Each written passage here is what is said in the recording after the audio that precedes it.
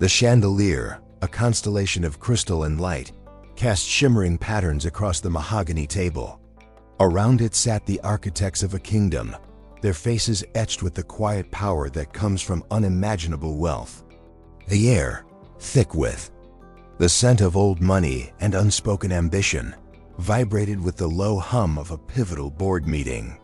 Outside, Paris glittered, oblivious to the storm brewing within these gilded walls.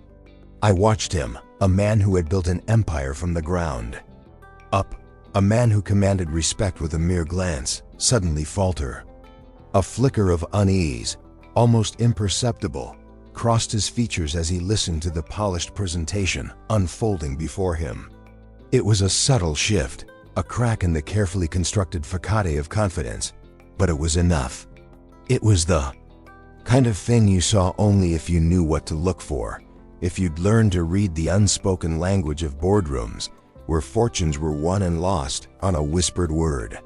The presentation continued, a symphony of projected growth and strategic acquisitions, but his eyes, once laser-focused, now darted nervously around the table.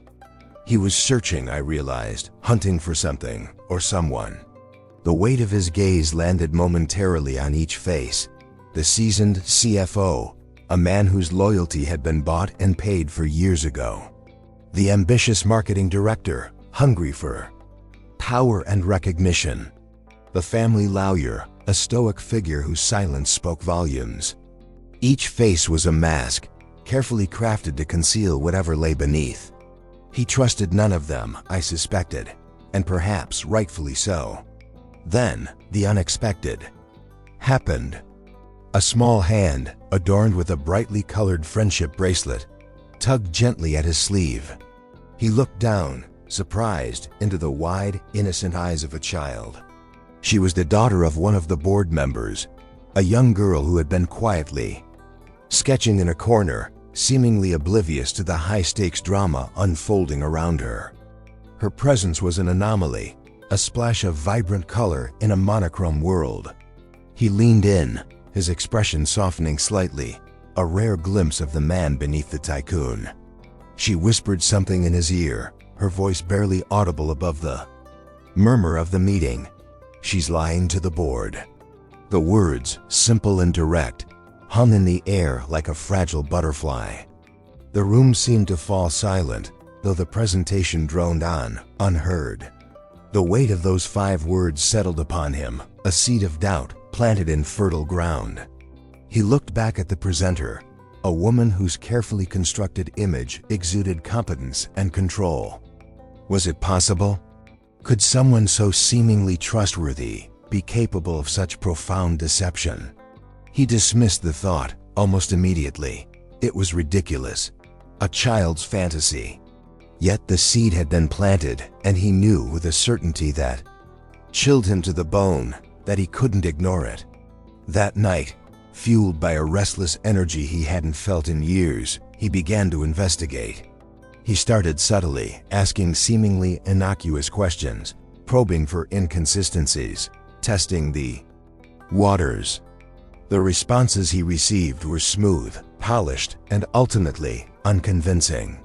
The unease grew, morphing into annoying suspicion. He felt like he was standing on the edge of a precipice, peering into an abyss of unknown depths. He knew that if he jumped, he might find himself falling into a world of betrayal and deceit. But he also knew that he couldn't stay where he was. The truth, whatever it might be, had to be uncovered. He remembered something, a discarded file he had stumbled upon weeks ago, a file containing what was labeled a private recording. He had dismissed it at the time, assuming it was irrelevant. Now it seemed like the only thread he had to cling to. He retrieved the file, his hands trembling slightly as he inserted the drive into his computer. He hesitated for a moment, his heart pounding in his chest. He knew that once he pressed play, there would be no turning back. The world he knew, the world he had built, might crumble before his eyes. But the alternative, living in ignorance, being manipulated and deceived, was simply unacceptable. He clicked the play button. The recording began, a low hum of background noise punctuated by hushed voices. At first, it was unintelligible, a jumble of fragmented conversations. Then, slowly, the voices began to coalesce, forming coherent sentences, revealing hidden agendas, exposing clandestine affairs. The truth, like a venomous serpent, began to uncoil, its scales shimmering in the darkness. He listened, transfixed, as the carefully constructed web of deceit unraveled before him. The recording was a ticking time bomb, threatening to shatter the illusion of trust and expose the rot that had been festering beneath the surface of his empire. He knew then that everything was about to change. The board meeting was just the beginning. The game had begun, and the stakes were higher than he could have ever imagined. As the recorded voices echoed in the dimly lit study, each revelation felt like a physical blow. The woman, Isabel Moreau, the one the child had pointed out, was indeed at the heart of the deception. Her polished presentations were a facade, masking a series of calculated maneuvers designed to siphon funds from the company into offshore accounts. Moreover, the recording exposed a network of complicity, implicating several other board members who had been secretly working against him, their loyalty bought with promises of wealth and power. The betrayal cut deep, not just as a business affront, but as a personal wound. These were people he had trusted, colleagues he had considered friends. The motives, as they unraveled, were a tangled web of greed, envy, and resentment. Isabel, it turned out, harbored a deep-seated bitterness, fueled by a perceived lack of recognition for her contributions to the company's success. She believed she deserved more, that her talents had been overlooked in favor of others. The other conspirators were driven by a similar sense of entitlement, a belief that they were owed a greater share of the pie. They saw him as an obstacle, a barrier to their own ambitions, and they were willing to do whatever it took to remove him from the equation. In essence, a silent coup was underway, masterminded from the shadows. It wasn't merely about pilfering assets. The recording hinted at a larger scheme, a plan to destabilize the company and orchestrate a hostile takeover. Isabel and her cohorts were working with a rival corporation, feeding them inside information and sabotaging key projects to drive down the company's stock price. Once the price was low enough, the rival would swoop in, acquiring a controlling interest and effectively seizing control of his empire. The thought was sickening. He had dedicated his life to building this company, pouring his heart and soul into every decision, every deal, every innovation. And now it was all at risk, threatened by the treachery of those closest to him. Consider now the layers of intrigue. The recording wasn't just a collection of incriminating conversations. It was a window into the complex dynamics of human relationships, the delicate balance of power, and the corrosive effects of unchecked ambition. It revealed the lengths to which people would go to achieve their goals, the compromises they were willing to make, and the moral boundaries they were willing to cross. It highlighted the fragility of trust and the devastating consequences of its betrayal. Think for a moment about the emotional toll this took. The man wasn't just fighting for his company. He was fighting for his legacy, for his sense of self. His identity was inextricably linked to his work, and the prospect of losing it all was a crushing blow. As the night wore on, he listened to the recording again and again, each time uncovering new details, new nuances, new layers of deception. He pieced together the puzzle, connecting the dots, identifying the key players, and uncovering their individual roles in the conspiracy. He felt a growing sense of anger, but also a sense of determination. He wouldn't let them win. He wouldn't allow them to destroy everything he had built. He would fight back, not with the same underhanded tactics they had employed, but with integrity, with truth, and with unwavering resolve. Consequently, he knew he had to act swiftly and decisively. He couldn't afford to hesitate, to second-guess himself, or to let his emotions cloud his judgment. He needed a plan, a strategy to expose the conspiracy and reclaim control of his company. He needed to gather evidence, to build a case that would stand up to scrutiny, and to enlist the support of those who remained loyal. He knew it wouldn't be easy. He was facing powerful adversaries, people who were willing to stop at nothing to achieve their goals. But he was also a formidable opponent, a man who had overcome countless challenges in his life, a man who had never backed down from a fight. And this, he knew, was the fight of his life. It was a battle for his empire, for his reputation, and for his very soul. Consider for a moment the intricate emotional architecture of Isabelle Moreau. Her motivations, while rooted in avarice, were also deeply intertwined with a yearning for validation. It wasn't solely about the money. It was about proving her worth, about shattering the glass ceiling she felt confined by. Her ambition, initially a driving force for innovation within the company, had become twisted and corrupted by resentment and a perceived lack of recognition. The seeds of betrayal were sown long ago, nurtured by a culture that perhaps inadvertently favored certain voices over others. Now contemplate this. Her actions, while reprehensible, were a symptom of a larger systemic issue, a reflection of the cutthroat environment that often pervades high-stakes corporate settings. Furthermore, the complicity of the other board members underscores the seductive allure of power and the ease with which individuals can rationalize unethical behavior when driven by self-interest. Their loyalty, once seemingly unwavering, proved to be conditional, easily swayed by the promise of personal gain. The recording revealed not just their betrayal, but also their inherent vulnerability, their susceptibility to manipulation, and their willingness to compromise their integrity for a slice of the pie. It serves as a stark reminder that even the most seemingly trustworthy individuals can succumb to the temptations of greed and ambition. It is a dark reflection of human nature, a testament to the corrupting influence of unchecked power. Conversely, one should not entirely dismiss the psychological impact of the man's leadership style. While undeniably successful, his relentless pursuit of perfection and his demanding nature may have inadvertently created an atmosphere of fear and resentment. The conspirators perhaps felt justified in their actions, viewing them as a form of rebellion against his perceived tyranny. This doesn't excuse their behavior, of course, but it does offer a more nuanced perspective on the dynamics at play.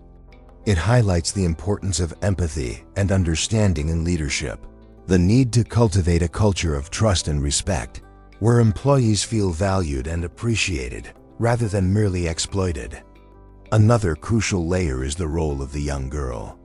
Her innocent observation, her simple declaration of truth, served as the catalyst for the entire sequence of events. Her naivete, untainted by the cynicism and self-interest that permeated the boardroom, allowed her to see through the facade and recognize the deception for what it was. She represents a beacon of hope, a reminder that even in the darkest of times, truth and integrity can prevail. Her presence underscores the importance of listening to the voices of the marginalized, of valuing the perspectives of those who are often overlooked or dismissed. She is a symbol of innocence in a world of corruption, a testament to the power of truth to overcome deceit. Consider how this applies when you face similar situations in your own life. Betrayal can manifest in many forms, not just in the corporate world, but also in personal relationships, friendships, and even within families. The key is to be vigilant, to pay attention to the subtle signs of deception, and to trust your instincts. Don't be afraid to question authority, to challenge the status quo, and to speak out against injustice. And most importantly, remember the importance of integrity, of staying true to your values, even when faced with difficult choices. The immediate imperative was to establish an unimpeachable channel of communication, a confidential conduit through which to disseminate information and rally support. He couldn't rely on internal systems, now compromised by the very individuals he needed to circumvent. Instead, he resurrected an antiquated encrypted messaging system, a relic from his early entrepreneurial days, known only to a handful of trusted confidants outside the company's immediate sphere. This digital backchannel became his lifeline, a secure space for strategizing and coordinating his counteroffensive.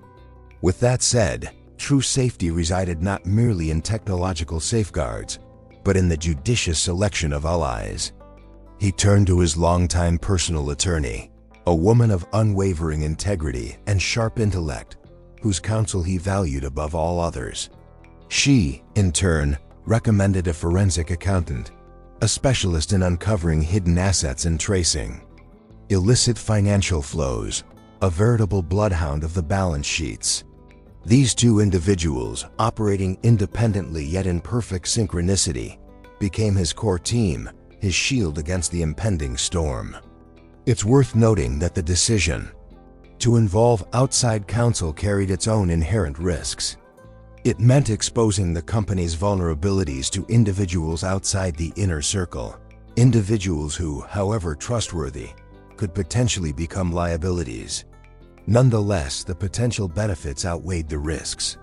He needed objective perspectives, unbiased analysis, and the legal expertise to navigate the complex web of corporate law. Moreover, their presence would serve as a deterrent, a signal to the conspirators that he was not acting alone, that he had powerful allies on his side. However, he understood that he couldn't solely rely on legal and financial maneuvering.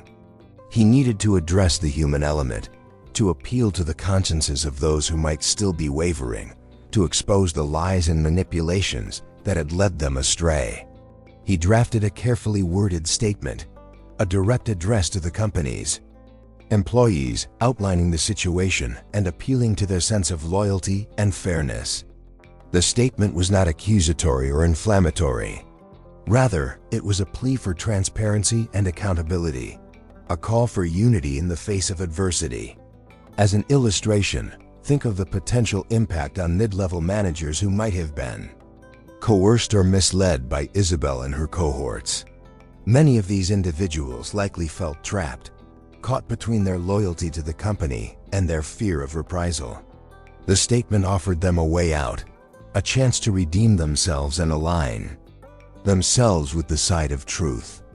It was a calculated gamble, but one he felt was necessary to win the hearts and minds of the rank and file.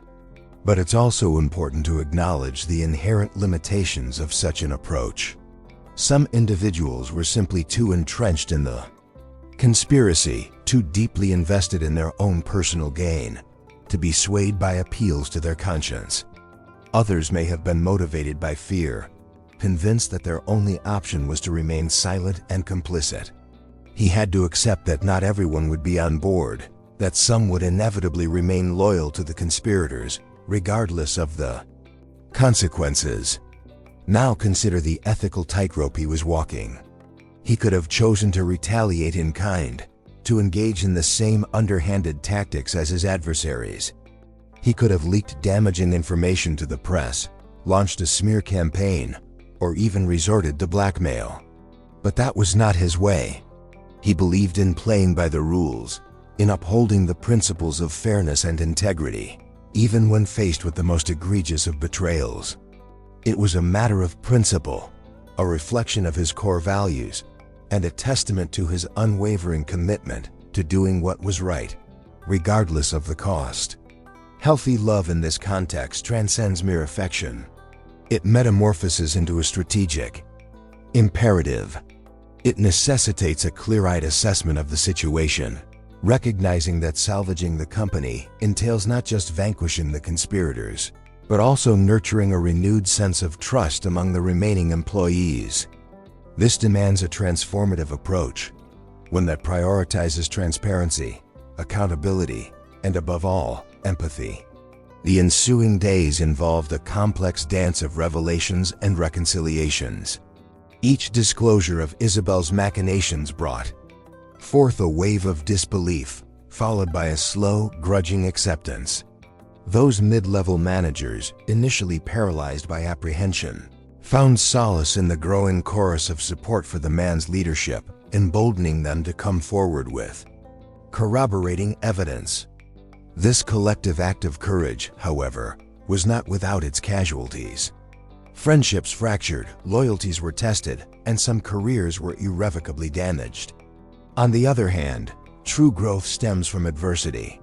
The crisis served as a crucible, forging stronger bonds between those who remained steadfast in their commitment to the company's values. It became a rallying point, a shared experience that imbued them with a renewed sense of purpose. This collective resilience, in turn, became a powerful antidote to the cynicism and distrust that had permeated the organization. Furthermore, the situation demanded a redefinition of success.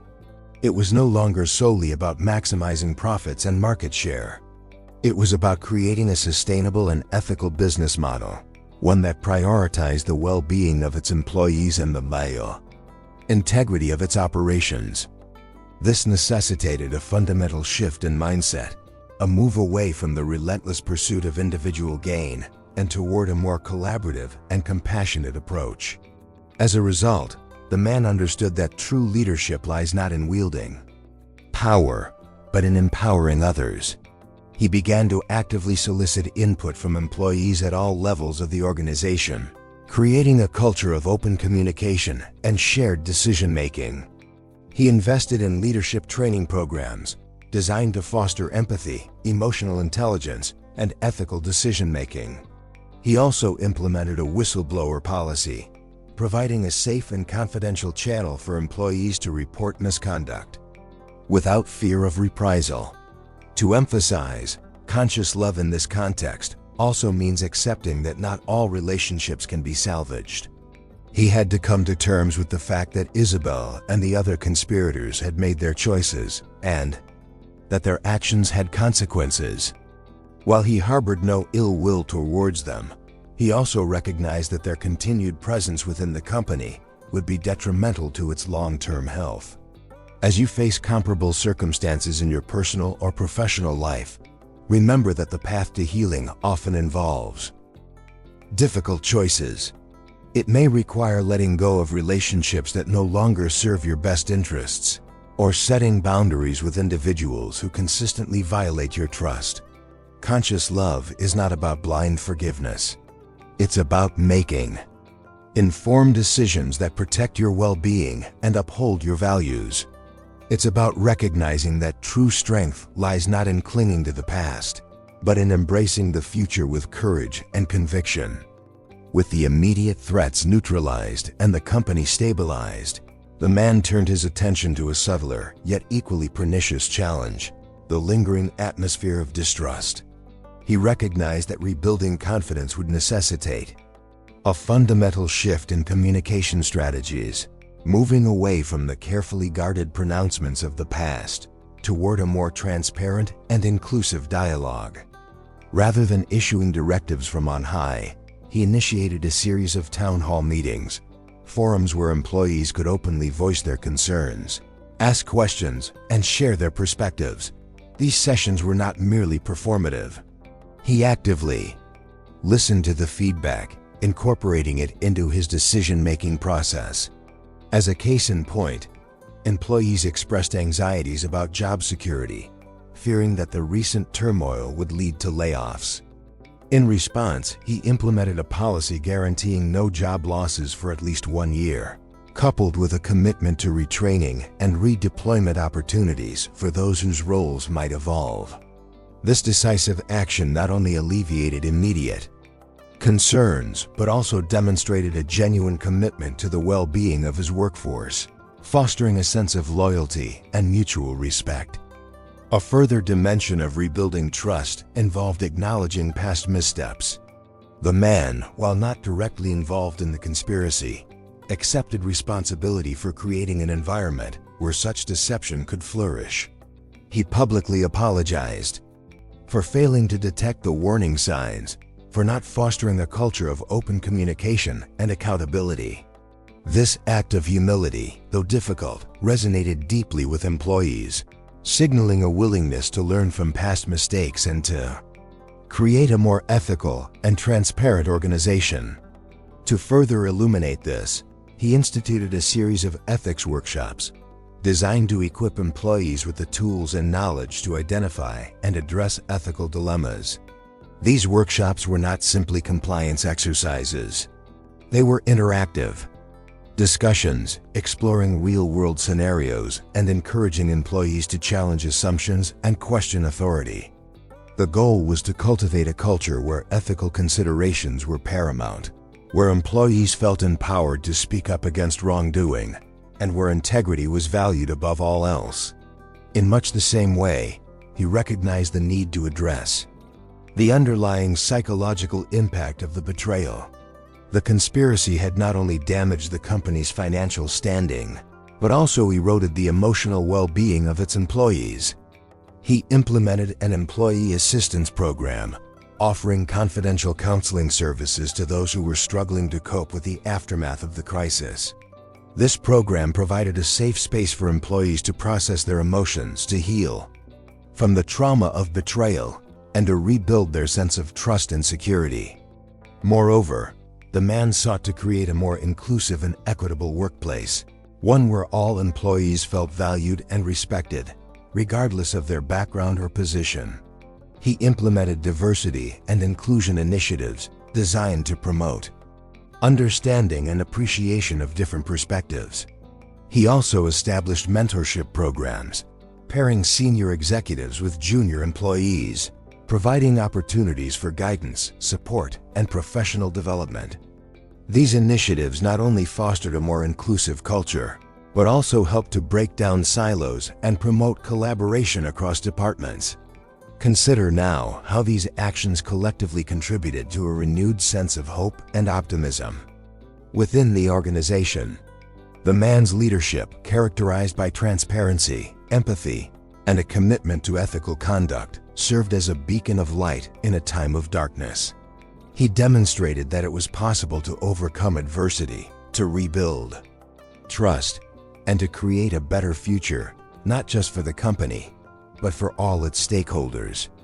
The true test of resilience, after the initial shockwaves subsided, lay in fostering authentic reconciliation, not just among the workforce, but also within the man himself. It became apparent that the experience had dredged up dormant vulnerabilities, triggering echoes of past betrayals and insecurities. He found himself grappling with a pervasive sense of suspicion, questioning the motives of even his most trusted allies. This internal turmoil, if left unaddressed, threatened to undermine his leadership and perpetuate a cycle of distrust. Consequently, a conscious effort towards self-compassion became paramount. He began practicing mindfulness, dedicating time each day to quiet contemplation and introspection. This allowed him to acknowledge his emotions without judgment, to recognize that vulnerability was not a weakness, but a testament to his humanity. He sought counsel from a therapist, a neutral third party who could provide objective feedback and guidance. This therapeutic process enabled him to unpack his emotional baggage, to identify and challenge his limiting beliefs, and to develop healthier coping mechanisms. In parallel, he endeavored to cultivate deeper connections with his family and friends, those individuals who had consistently offered unwavering support throughout his life. He made a conscious effort to be more present in their lives, to actively listen to their concerns, and to express his gratitude for their love and companionship. These authentic connections served as a powerful antidote to the isolation and loneliness that he had experienced during the crisis. Exploring further, he discovered a renewed appreciation for the simple pleasures in life, the things that had once brought him joy but had been neglected in his relentless pursuit of success. He resumed his passion for painting, spending hours immersed in the creative process, allowing his emotions to flow freely onto the canvas. He also rediscovered his love for music, attending concerts and listening to his favorite albums, finding solace and inspiration in the melodies and lyrics. These activities served as a reminder that life was about more than just work, that there was beauty and meaning to be found in the everyday moments. Consider for a moment how this journey of self-discovery transformed his leadership style. He became more empathetic, more understanding, and more attuned to the needs of his employees. He recognized that true leadership was not about commanding respect, but about earning it through genuine care and concern. He began to prioritize the well-being of his workforce, creating a supportive and nurturing environment where employees felt valued, respected, and empowered. Moving forward, he initiated a series of community outreach programs designed to give back to the society that had supported his success. He volunteered his time at local charities, mentoring underprivileged youth and providing support to homeless individuals. These acts of service not only made a tangible difference in the lives of others, but also helped him to reconnect with his own sense of purpose and meaning. They served as a reminder that true success was not measured by wealth or power, but by the positive impact one had on the world. Think now how this profound personal transformation rippled throughout the organization, creating a culture of compassion, integrity, and social responsibility. The company became known not just for its financial success, but also for its commitment to ethical conduct and its dedication to making a positive contribution to society. This, in turn, attracted top talent, strengthened its brand reputation, and fostered a loyal customer base. It became a living testament to the power of conscious love to transform not just individuals, but entire organizations. Even as the Parisian Empire regained its luster, a novel challenge emerged, recrafting its narrative. The scandal, though handled with deftness, had nonetheless left an indelible mark on the public perception of the corporation. Shifting the focus from past misdeeds to future aspirations became pivotal.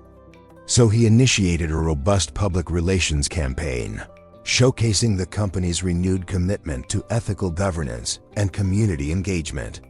Not just press releases and photo ops, but genuine investment in projects that aligned with its declared values became paramount. With a new lens, the company championed sustainability initiatives, reducing its carbon footprint and promoting responsible resource management.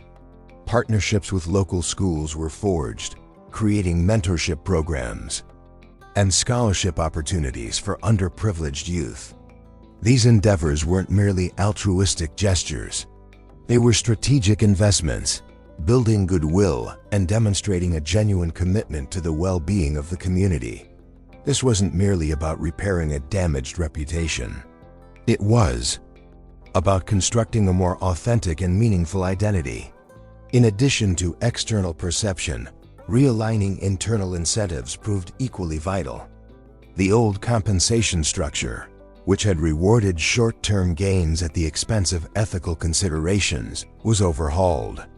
Now performance metrics incorporated factors such as employee satisfaction, environmental impact, and community engagement.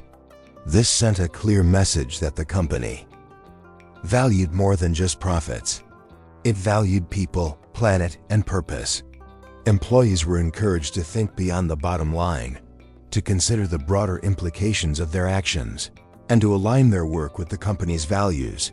But changing ingrained behaviors takes time and dedication. He introduced regular ethics training sessions, not as a one-time event, but as an ongoing process of learning and development.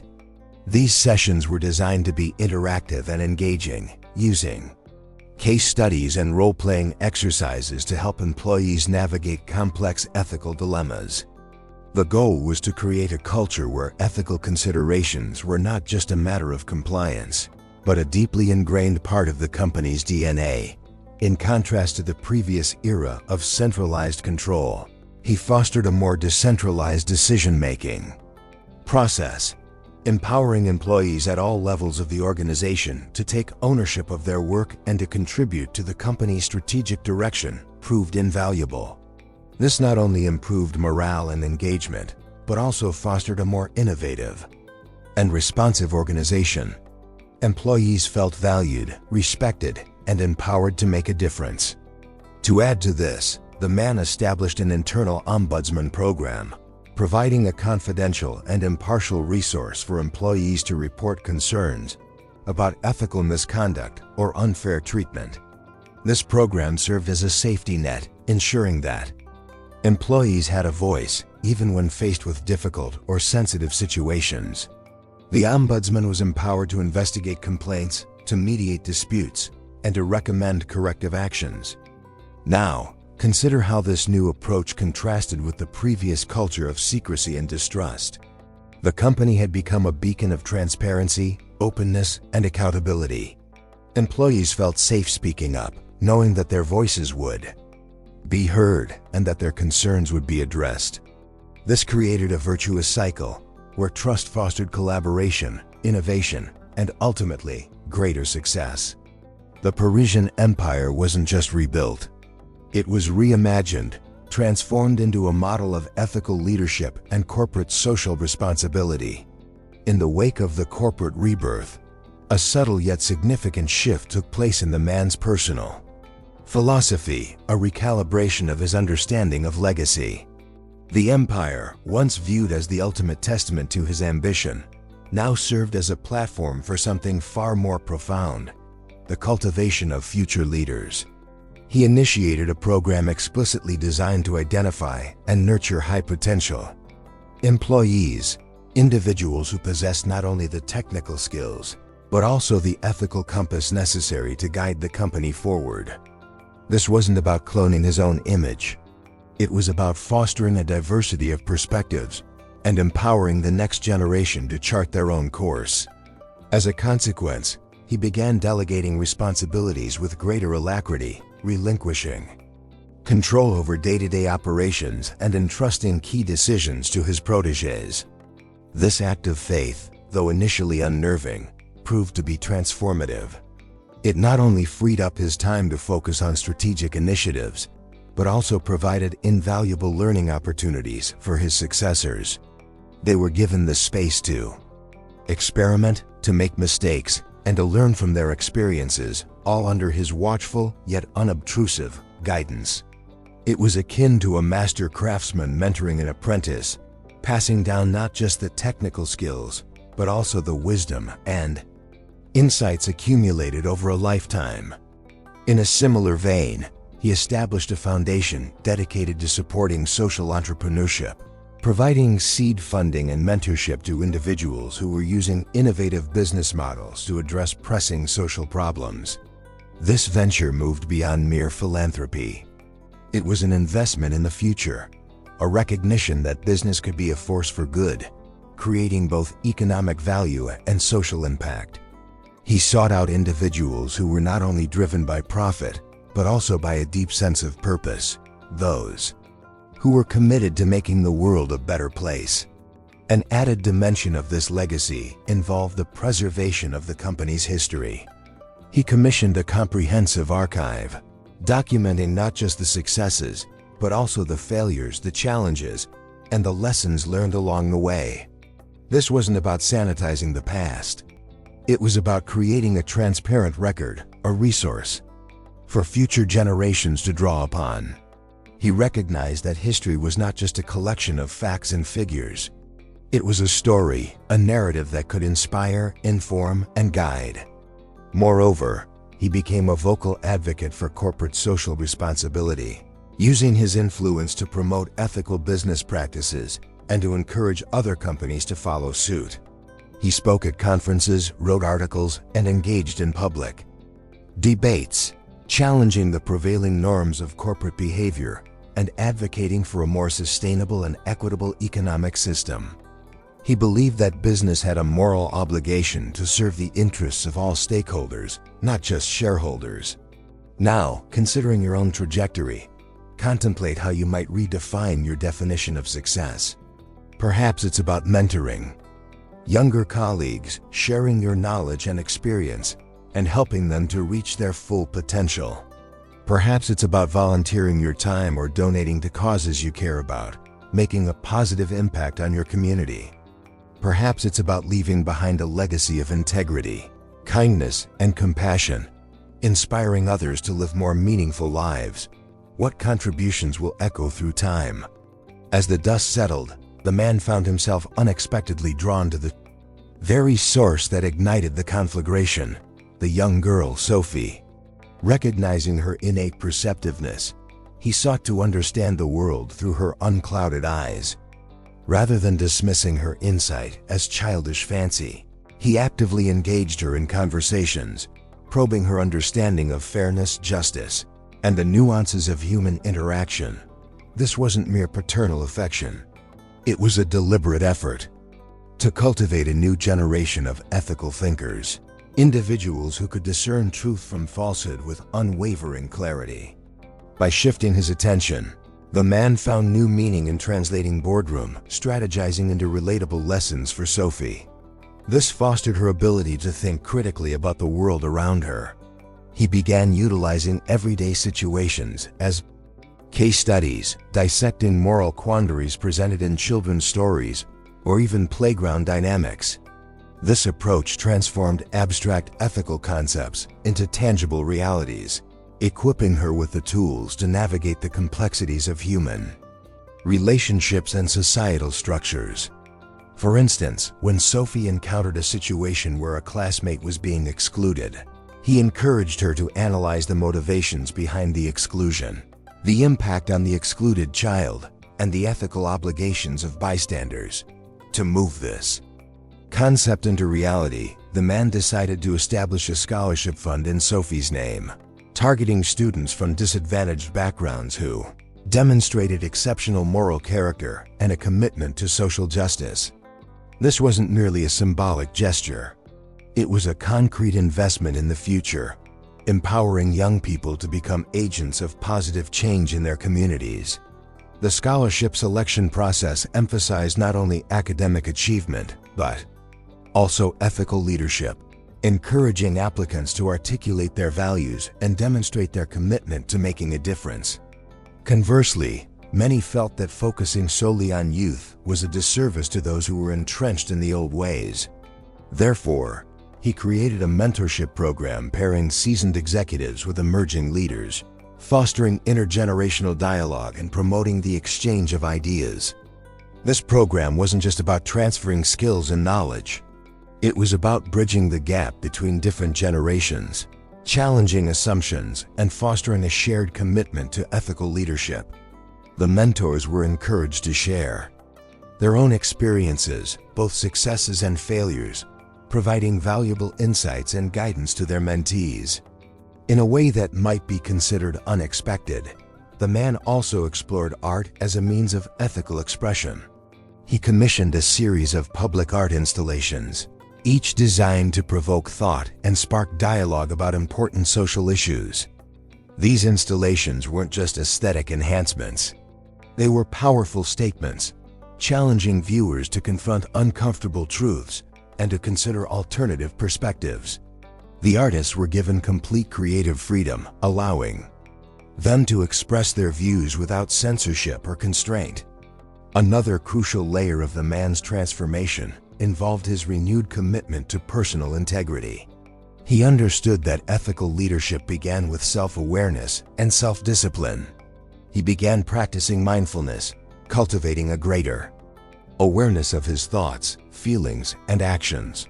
He also sought out feedback from trusted advisors, seeking to identify blind spots and to challenge his own biases. He recognized that ethical leadership was not a destination, but a journey, a continuous process of learning and growth. As you consider the trajectory of your own life, ponder how you might leverage your experiences to inspire and empower others. How might you use your skills, your knowledge, and your influence to create a more just and equitable world? What legacy will you leave behind? In contemplating the shifting tides of the Parisian enterprise, one must acknowledge that a purely intellectual understanding of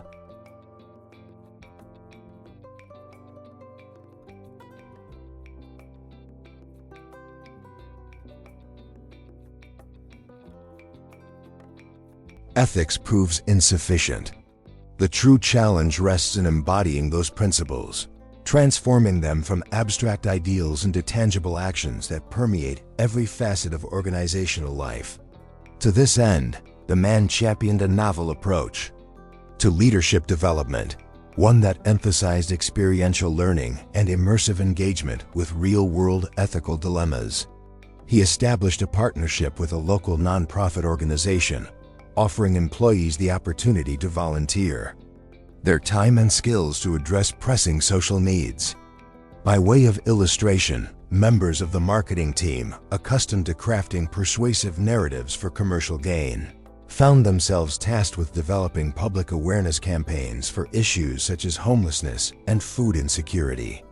This experience forced them to confront the ethical implications of their work, to consider the potential for manipulation and exploitation, and to harness their skills for the common good.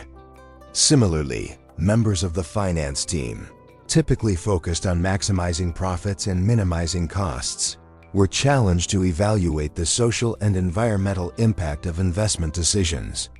To fortify such transformations, the man instated a mentorship exchange with artisans, fostering not just business skills, but also an awareness of craftsmanship as a social good. This exchange wasn't a one-way street. Executives learned from artisans' unwavering dedication to quality and their deep connection to their craft. Such a relationship underscored the value of patience, perseverance, and the importance of creating something lasting and meaningful.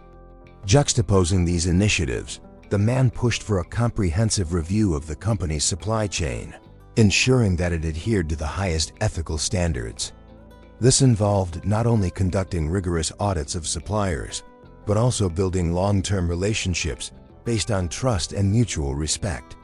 The company worked with suppliers to improve working conditions, promote fair wages, and protect the environment. This wasn't just about minimizing risk.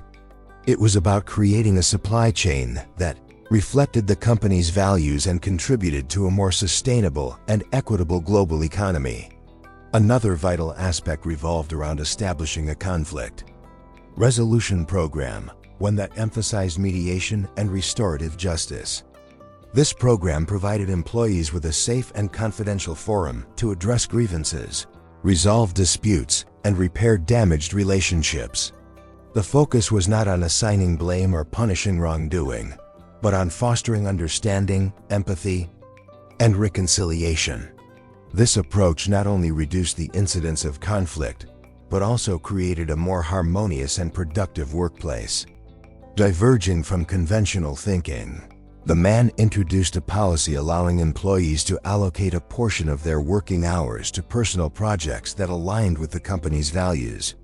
This initiative, dubbed Impact Time, empowered employees to pursue their passions, to contribute to their communities, and to develop new skills.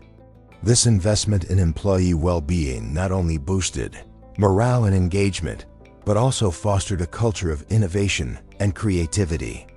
Now consider how this holistic approach to ethical leadership might revolutionize your own sphere of influence. How might you transform your organization into a force for good, creating both economic value and social impact? What concrete steps can you take to embody your values, to inspire others, and to leave a lasting legacy of integrity and compassion? Turning from proactive ethical cultivation, consider the less charted waters of restorative justice within the C-suite itself. Rather than outright dismissal of those board members complicit in the prior malfeasance, the man explored the possibility of atonement and reconciliation. This was not born of naivete, but rather a shrewd calculation. Could these individuals, chastened and reformed, become powerful advocates for the new ethical paradigm? The process began with a series of private meetings, facilitated by a skilled mediator, where each former conspirator was invited to express remorse, acknowledge their wrongdoing, and propose concrete steps toward restitution. Taking a cue from indigenous practices, the emphasis shifted from punitive measures to repairing the harm inflicted upon the company and its stakeholders. One board member, for instance, volunteered to spearhead a new initiative focused on financial transparency, designing systems to prevent future fraud and ensure accountability. Another offered to dedicate a significant portion of their personal wealth to a fund supporting employees who had been negatively impacted by the scandal. These actions, while not fully erasing the past, demonstrated a genuine commitment to redemption and a willingness to use their influence for good. In a move seen as controversial by some, the man reinstated a limited number of the former conspirators to their positions, albeit with significantly reduced authority and increased oversight. This decision was not taken lightly, and it was contingent upon their unwavering adherence to the company's new ethical guidelines. It was a gamble, to be sure, but one that sent a powerful message that redemption was possible, that forgiveness could be earned, and that even those who had strayed could find their way back to the path of integrity. Yet, it's imperative to recognize the potential pitfalls of such an approach. Reintegration without genuine remorse or adequate safeguards could easily backfire, perpetuating a culture of impunity and undermining the company's ethical credibility. Therefore, the man implemented a rigorous monitoring system, tracking the behavior of the reinstated board members and soliciting feedback from employees. Any sign of recidivism would be met with swift and decisive action. However, the man also championed the importance of celebrating ethical leadership, publicly recognizing individuals who demonstrated exceptional integrity and a commitment to the company's values. This wasn't about creating a hierarchy of virtue, but rather about showcasing positive role models and inspiring others to emulate their behavior. The company established an annual awards ceremony, honoring employees who had gone above and beyond to uphold the company's ethical standards. Exploring a different avenue, the man invested heavily in data analytics, developing sophisticated algorithms to detect patterns of unethical behavior and to identify potential red flags. This wasn't about spying on employees, but rather about creating a proactive system to prevent wrongdoing before it occurred. The data was used to identify areas where ethical training was needed, to assess the effectiveness of compliance programs, and to identify potential vulnerabilities in the company's systems and processes. Now consider how this applies when you face situations where forgiveness and reconciliation are on the table. How do you balance the need for accountability with the desire for redemption? What safeguards can you put in place to ensure that those who have wronged you do not repeat their mistakes? And how can you create a culture where ethical behavior is celebrated and rewarded, inspiring others to follow suit? Beyond institutional reforms, the man grappled with a disquieting realization: his own detachment. The gilded cage of wealth had insulated him, fostering a skewed perception of reality. To rectify this, he embarked on a self-imposed period of immersion, divesting himself of many trappings of privilege. He relocated, albeit temporarily, from his palatial estate to a modest apartment in a working-class arrondissement, seeking to reconnect with the everyday struggles of ordinary Parisians. This wasn't a publicity stunt, but a genuine attempt to understand the lived experiences of those whose lives his decisions impacted. Juxtapose this with the realization that true empathy demanded more than just geographical proximity. He enrolled in a series of workshops focused on active listening and nonviolent communication, honing his ability to connect with others on a deeper, more authentic level. He learned to suspend judgment, to validate the emotions of others, and to communicate his own needs and concerns with clarity and respect. This wasn't about becoming a therapist, but about becoming a more effective and compassionate leader. In a similar vein, the man realized he needed to confront his own biases and prejudices. He sought out opportunities to engage with individuals from diverse backgrounds, cultures, and perspectives. He attended cultural events, participated in community dialogues, and read books and articles that challenged his assumptions. This wasn't about political correctness, but about expanding his worldview and becoming a more inclusive and understanding human being. However, the man also came to appreciate the importance of self-care. The stress of the scandal had taken a toll on his physical and emotional health, leaving him feeling depleted and disconnected. He began prioritizing exercise, healthy eating, and adequate sleep. He also made time for activities that brought him joy and relaxation, such as spending time in nature, listening to music, and practicing meditation. This wasn't about being selfish, but about replenishing his energy and maintaining his well-being so that he could continue to lead with strength and compassion. Consider, too, the need to foster a culture of psychological safety within the organization. Employees needed to feel safe to speak up, to challenge authority, and to express dissenting opinions without fear of reprisal. The man implemented a policy explicitly, protecting whistleblowers from retaliation, ensuring that they could report wrongdoing without jeopardizing their careers. He also created a feedback mechanism, allowing employees to anonymously provide feedback on the company's leadership and culture. As a counterpoint, the man realized that building trust required more than just policies and procedures. It required a genuine commitment to transparency and authenticity. He began sharing his own vulnerabilities with his employees, admitting his mistakes and acknowledging his imperfections.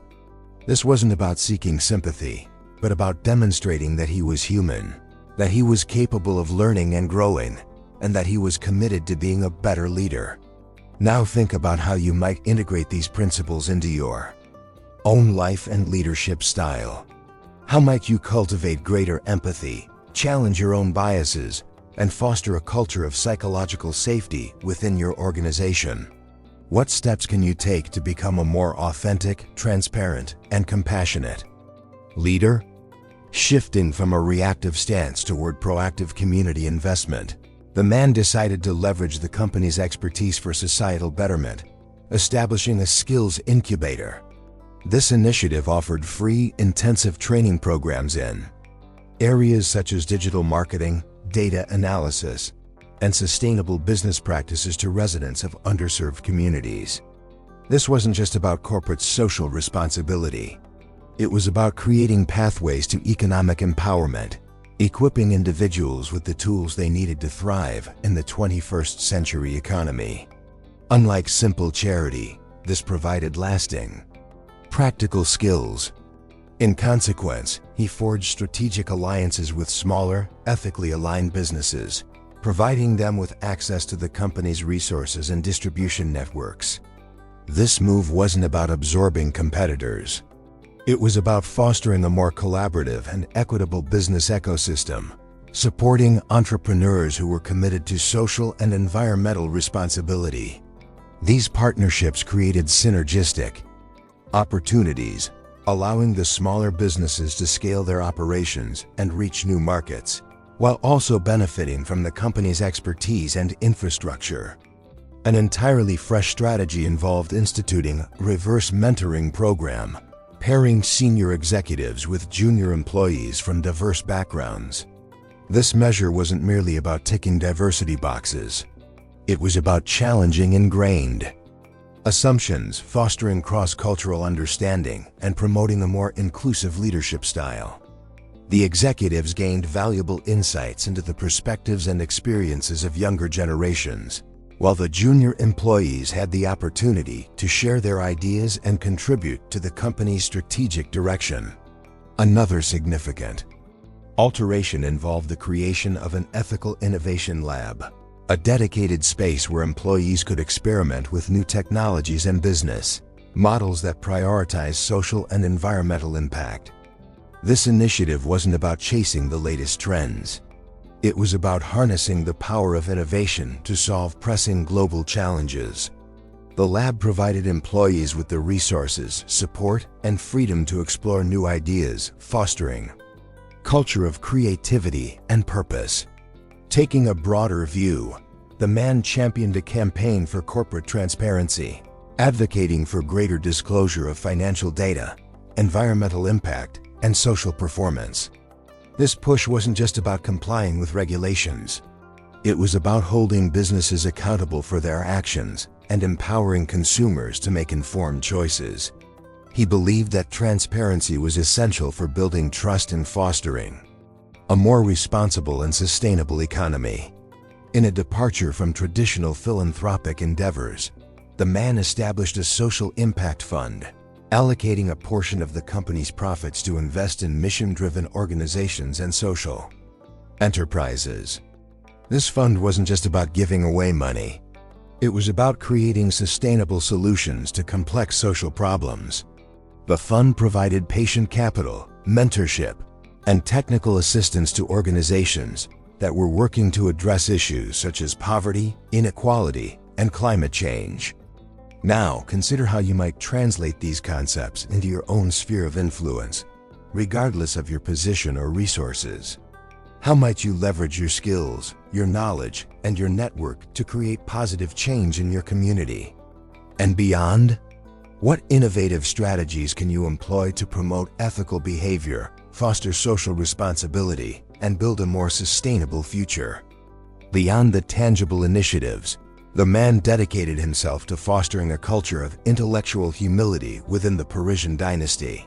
He instituted a series of unlearning workshops designed to deconstruct ingrained assumptions and challenge conventional wisdom.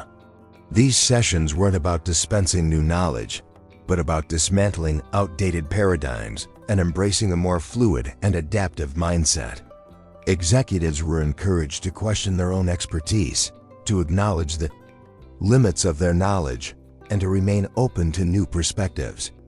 To facilitate such recalibration, the man championed the integration of diverse disciplines, fostering cross-pollination of ideas and perspectives.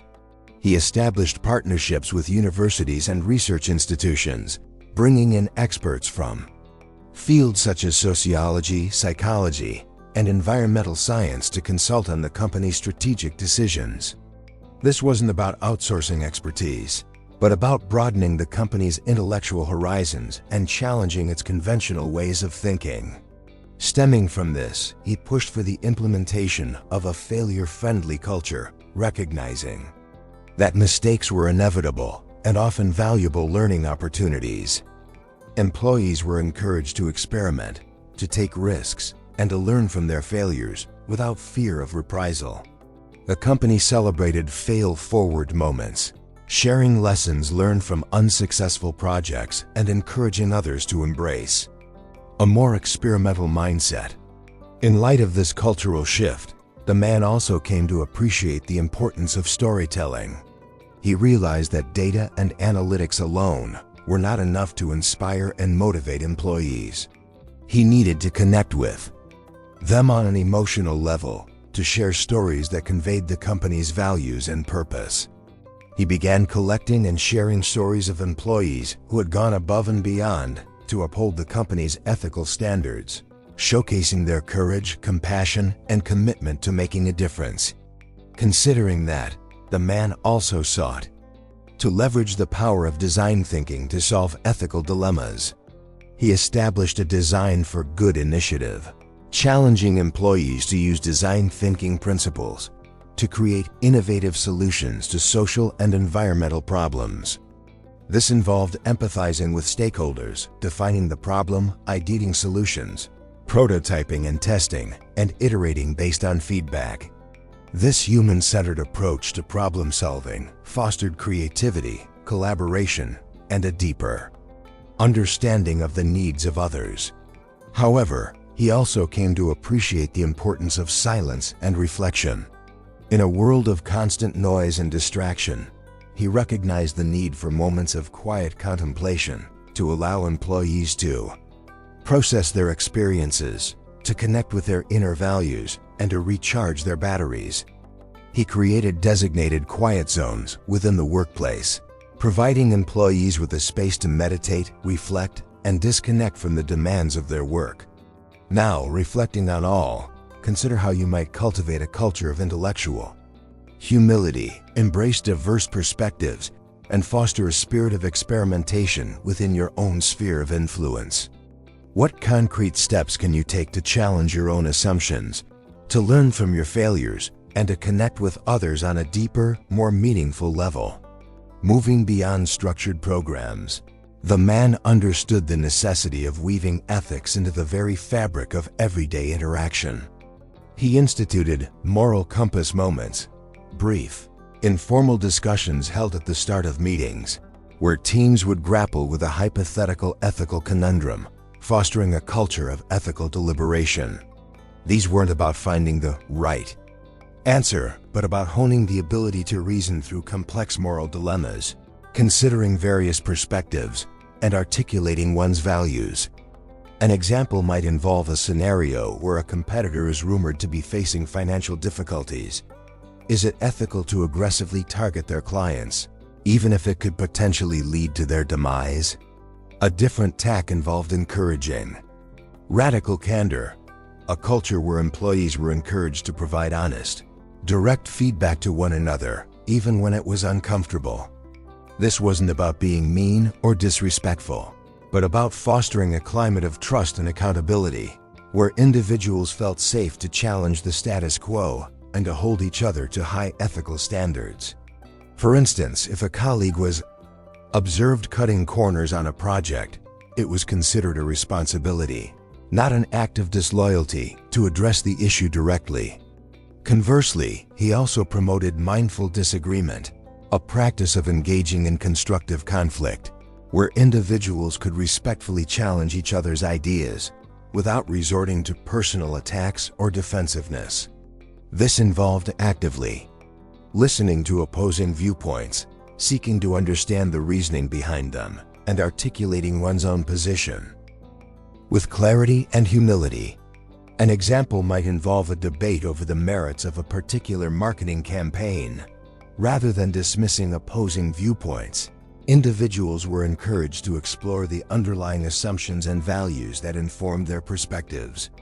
To enhance this, the man integrated values-based recognition, a system where employees were recognized and rewarded not only for their performance, but also for their adherence to the company's core values. This sent a clear message that ethical behavior was valued as highly as financial success. For instance, an employee who went above and beyond to help a colleague, even if it meant sacrificing their own personal gain, would be publicly recognized and rewarded. Furthermore, the man championed ethical storytelling, a practice of sharing narratives that illustrated the company's values and inspired employees to act with integrity. This involved collecting and sharing stories of employees who had made difficult ethical decisions, showcasing their courage, compassion, and commitment to doing what was right. These stories served as powerful reminders of the company's purpose and the importance of upholding its values. As an alternative, the man sought to leverage the power of gamification to promote ethical behavior. He created a values challenge, a series of interactive games and activities designed to test employees' knowledge of the company's ethical guidelines and to encourage them to apply those guidelines in real-world scenarios. This made ethics training more engaging and memorable, fostering a deeper understanding of the company's values. Now, consider how you might infuse these principles into your own workplace, regardless of your position or authority. How might you create moral compass moments, encourage radical candor, promote mindful disagreement, implement values-based recognition, foster ethical storytelling, and leverage the power of gamification to promote ethical behavior? Eschewing the common practice of top-down pronouncements, the man championed a novel approach: decentralized ethical ambassadors. He empowered employees from every stratum of the organization to serve as informal ethics advisors, creating a network of peer support and guidance. These individuals, selected not for their seniority, but for their perceived integrity and empathy, underwent specialized training in conflict resolution, active listening, and ethical decision-making. Their role wasn't to enforce rules or pass judgment, but rather to serve as trusted confidants, providing a safe space for colleagues to discuss ethical concerns and explore potential solutions. Dovetailing with this, the man initiated values circles, regular forums where small groups of employees could engage in open and honest conversations about ethical challenges they were facing in their work. These circles weren't structured as formal training sessions, but rather as opportunities for peer learning and mutual support. Participants were encouraged to share their experiences, to ask questions, and to challenge each other's assumptions, fostering a culture of collective ethical reflection. Think of it as a moral gymnasium, where employees could flex their ethical muscles and build their capacity for ethical reasoning. In a marked departure from traditional performance reviews, the man introduced ethical audits, assessments designed to evaluate not only an employee's performance, but also their adherence to the company's values. These audits weren't conducted by supervisors, but by independent third parties, ensuring objectivity and impartiality. The results of the audits were used to provide employees with constructive feedback, to identify areas for improvement, and to recognize those who were consistently demonstrating ethical leadership. Imagine an integrity checkup, ensuring that employees are not only skilled but also ethically sound. As another consideration, the man advocated for values-based hiring, a process that prioritized ethical character over technical skills. Job applicants were evaluated not only on their qualifications and experience, but also on their demonstrated commitment to ethical principles. The company used behavioral interviewing techniques to assess applicants' values, exploring how they had handled ethical dilemmas in the past and how they would respond to similar challenges in the future. The aim was to build a workforce composed of individuals who were not only competent, but also morally upright. Taking a cue from the medical profession, the man implemented ethical rounds, regular meetings where teams would review recent ethical incidents, analyzing the factors that contributed to the incident, and identifying strategies to prevent similar occurrences in the future. These rounds weren't about assigning blame or punishing wrongdoing, but about learning from mistakes and improving the company's ethical performance. Think of it as a moral autopsy, examining the causes of ethical failures and identifying ways to prevent them from happening again. To deepen this, the man sought to cultivate a sense of ethical ownership, empowering employees to take responsibility for the company's ethical performance. He established ethics committees at every level of the organization, giving employees a direct voice in shaping the company's ethical policies and practices. These committees were responsible for identifying ethical risks, developing ethical guidelines, and monitoring the company's ethical performance. The intent was to transform ethics from a top-down mandate into a grassroots movement. Now, as you ponder your own sphere of influence, consider how you might empower others to become ethical leaders, foster a culture of collective ethical reflection, and integrate ethical considerations into every aspect of your organization's operations. What innovative strategies can you employ to cultivate ethical ownership, promote ethical accountability, and build a more ethical and responsible future? Yet, beyond structural modifications and individual empowerment, lay the subtler art of cultivating ethical imagination. The man initiated a company-wide values jam, a virtual brainstorming session employing gamified collaboration tools, soliciting innovative ideas for integrating ethics into every facet of their operations, from product design to supply chain management. This wasn't about imposing predetermined solutions, but about harnessing the collective creativity of the workforce to generate novel approaches to ethical challenges. For example, employees proposed embedding ethical considerations into the very algorithms used to personalize customer experiences, ensuring that these algorithms did not perpetuate biases or exploit vulnerabilities. Conversely, recognizing the limitations of purely rational approaches, the man championed the incorporation of artistic expression as a means of ethical exploration. He commissioned a series of ethical murals throughout the company headquarters, each depicting a different aspect of the company's values, created by local artists in collaboration with employees. These murals weren't just decorative elements. They were visual reminders of the company's ethical commitments, serving as a constant source of inspiration and reflection. Imagine walking through the office and being confronted by a powerful, depiction of fairness, justice, or compassion, prompting you to consider how those values apply to your own work. To bolster this creative surge, the man spearheaded a Values Film Festival, inviting employees to submit short films exploring ethical dilemmas they had encountered in their professional lives. These films, ranging from serious dramas to comedic spoofs, were screened at a company-wide event, followed by lively discussions and debates. This provided a safe and engaging platform for employees to share their experiences, to challenge assumptions, and to learn from each other's perspectives. Think of it as a moral mirror, reflecting the ethical complexities of the workplace and prompting viewers to consider their own values and responsibilities. In contrast to purely internal initiatives, the man sought to leverage the company's influence to promote ethical behavior beyond its own walls. He established an ethical standards consortium, bringing together industry leaders, academics, and nonprofit organizations to develop and promote best practices for ethical conduct in the business world. This wasn't about self-regulation, but about fostering a collective commitment to ethical behavior, creating a race to the top where companies competed not only on profits, but also on their ethical performance. Picture a moral compass guiding the entire industry, steering it toward a more responsible and sustainable future. To amplify this effect, the man backed a values verification system, an open-source platform empowering consumers to assess the ethical integrity of various products and services.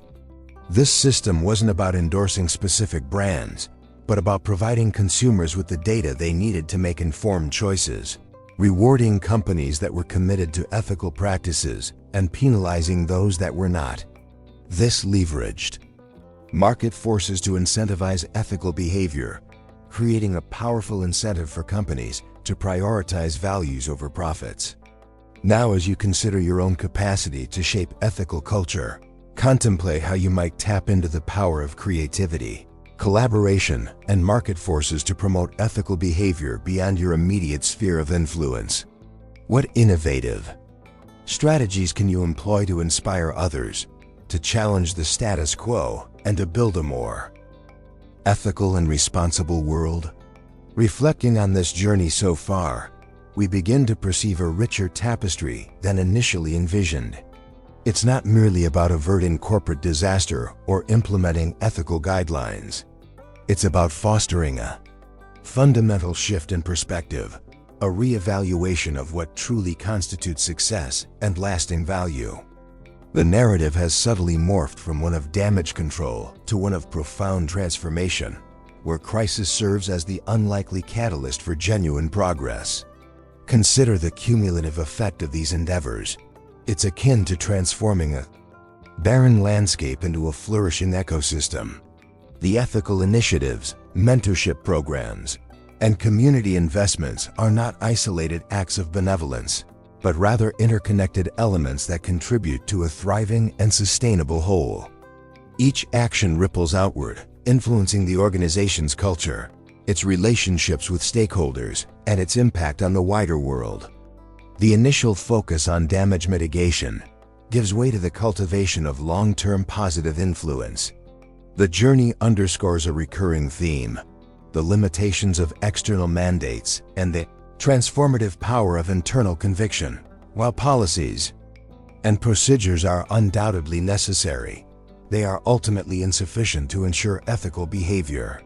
True integrity stems from a deep-seated commitment to values, a willingness to challenge the status quo, and a capacity for empathy and compassion. It's about fostering a culture where ethical considerations are not merely a matter of compliance, but a deeply ingrained part of the organization's DNA.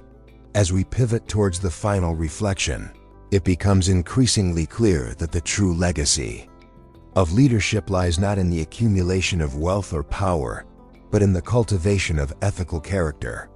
It's about inspiring others to embrace their own moral compass, to act with integrity, and to make a positive difference in the world.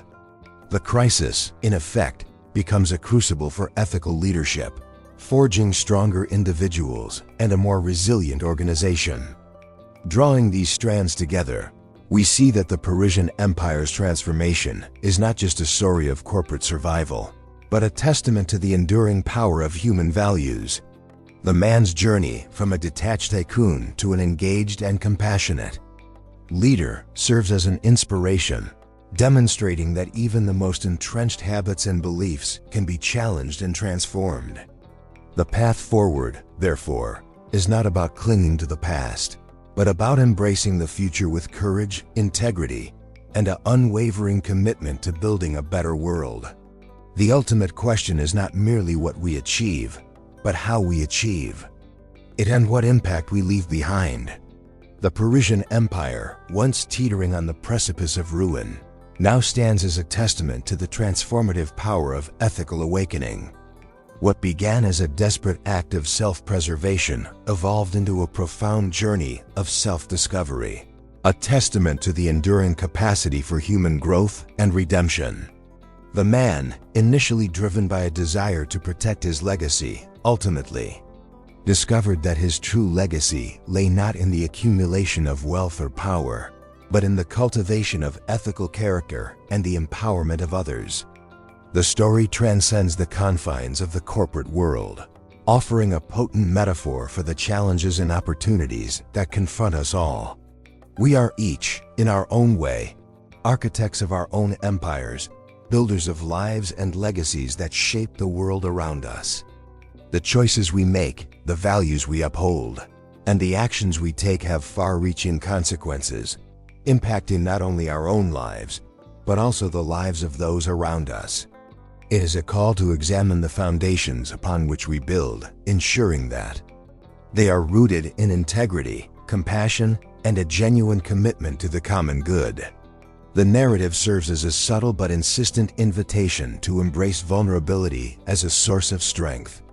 The man's willingness to confront his own shortcomings, to acknowledge his biases, and to seek guidance from others was not a sign of weakness, but rather a testament to his courage and his commitment to personal growth. It highlights the importance of self-reflection, of challenging our own assumptions, and of remaining open to new perspectives. The true practice of ethical living begins with a willingness to look inward, to confront our own shadows, and to strive to become the best versions of ourselves. In the end, the most profound lesson gleaned from this transformation is that lasting success is inextricably linked to ethical integrity. The Parisian Empire's resurgence was not merely a matter of clever strategy or skillful execution. It was the direct result of a fundamental shift in values, a commitment to transparency, accountability, and a genuine concern for the well-being of all stakeholders. It demonstrates that ethical behavior is not just a moral imperative, but a strategic advantage, fostering trust, loyalty, and a sustainable business model. The true practice begins now, in the quiet moments of reflection, in the everyday choices we make, and in the unwavering commitment to living a life of purpose and integrity. The world desperately needs ethical leaders, individuals who are not only competent, but also compassionate, individuals who are not only driven by ambition, but also by a deep sense of responsibility. May this narrative serve as a gentle reminder that the power to create a better world lies within each of us, and that the journey toward ethical awakening is a lifelong pursuit, one that is both challenging and profoundly rewarding.